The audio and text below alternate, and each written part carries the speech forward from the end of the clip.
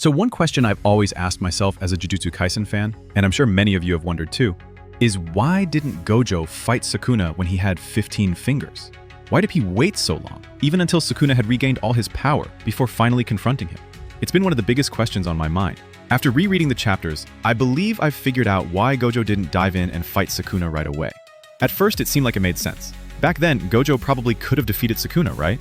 But after looking closer at the manga, I realized that might not have been the best move.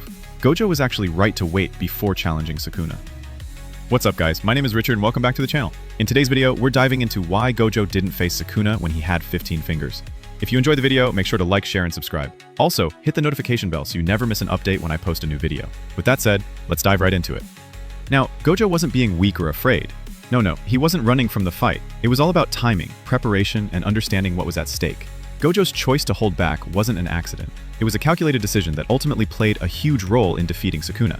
You see, Gojo wasn't just thinking about himself. He was thinking about the future. He had to take a step back and assess the situation. This wasn't just a fight between two strong sorcerers. It was a battle that would determine the fate of the entire world. But here's the key point. Gojo knew that being reckless could cost him. He could have jumped in full force against Sukuna at that point, but he didn't. Why? Because he knew his power wasn't enough on its own to win the battle. One of the most important things to consider here is the evolution of Gojo's domain expansion.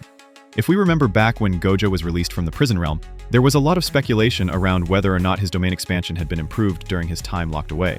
Did Gojo train and shrink his domain to the size of a volleyball? Or did he just instinctively have the ability to do that when he was released? Either way, Gojo's domain shrinking was a game changer. Why? Because Sukuna would have absolutely dominated in any domain expansion battle if Gojo hadn't developed this crucial skill. Gojo's caution in holding back wasn't just a matter of waiting for the right moment. It was about preparing for the long haul.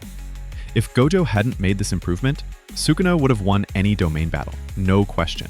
But by training, adapting, and being patient, Gojo ensured that he could hold his own, and ultimately set the stage for Sukuna's defeat. But here's another layer to Gojo's decision. Gojo wasn't just thinking about defeating Sukuna, he was thinking about the future. He was fostering the next generation of sorcerers, his students. He knew that they needed to learn, grow, and prepare for the future, and he couldn't just charge in without considering what would happen if things went wrong. If Gojo had rushed in without a strategy, what would have happened? Yuta, Maki, and others could have easily gotten involved, trying to help Gojo, but that would have played right into Sukuna's hands.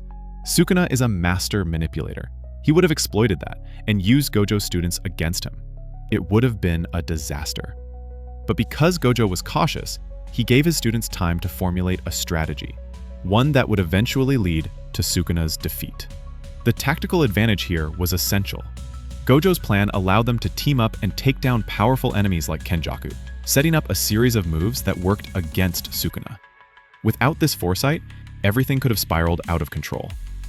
This brings us to a deeper point about Gojo's leadership. He wasn't just a hero. He was a strategist. He understood that a strong leader isn't just about brute force. It's about knowing when to act, when to wait, and how to protect the future. Gojo's patience and ability to think long-term is what allowed him to guide his students toward victory, even if he wasn't in the front lines the entire time. So let's ask the big question. What if Gojo had acted recklessly? What if he hadn't been cautious and rushed into that fight against Sukuna without a strategy?